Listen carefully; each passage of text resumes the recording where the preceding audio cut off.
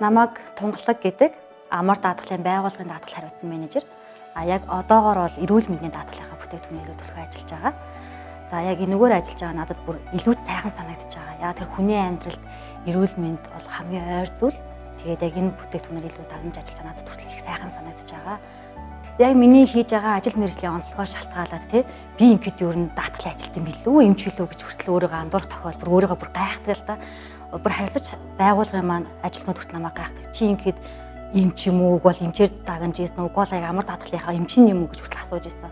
За тухайн хүнээ дагуулад эмнэлгийнхаа байгууллагуудаар ороод эмчнэртэй уулзаад явхад эмчнэр маань хүртэл өөртөө чи яг эмнэлгийн чиглэлээр уг бол эрүүл мэндийн байгууллагын чиглэлээр өөрөө сурч ийсэн үү гэдэрч хүртэл асууж ийсэн.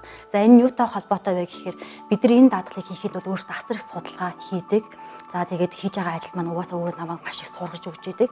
За одоо нэг тохиол гарч ирсэн гэх юм бол тухайн байгууллагын маань ажилтны хүсэлтээр би яг өөрөө тэр хөтөр нутгаас ирэхэд нь тосож аваад яг тэр хүссэн юм рүү аваачж өгөөд за тэгээд бүр нарийн мэргэжлийн шинжилгээнүүдэд нь бүгдэнд нь орж хамруулад за бүр яг тэр эмчнэртэй эмчнэрийн одоо зөвлөгөөний хурал гэж болдог тэргээр нь хүртэл бид өөртөө хамт орж байлцаад тэгээд ингээ хэвтүүлээд эмчилгээгээ авч ирсэн тохиолдол байдгийг.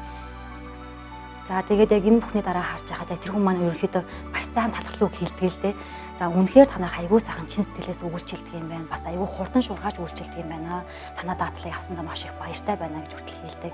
Тэгээд ер нь тэр хүмүүс одоо хэлж байгаа үнэ гэх юм бол ер нь энэ даатгалыг хэн нэгнээр ятгуулч ч юм уу хийдэг бүтээгдэхүүн бол биш юм байна. Хүн өөрөө гүйччихэд энэ даатгалыг хийх ёстой юм байна гэж хүртэл надад хэлж ирсэн. За тэгээд энэ бүхнийг сонсоход ер нь өөрийнхөө хийж байгаа ажлаар маш их бахархдаг.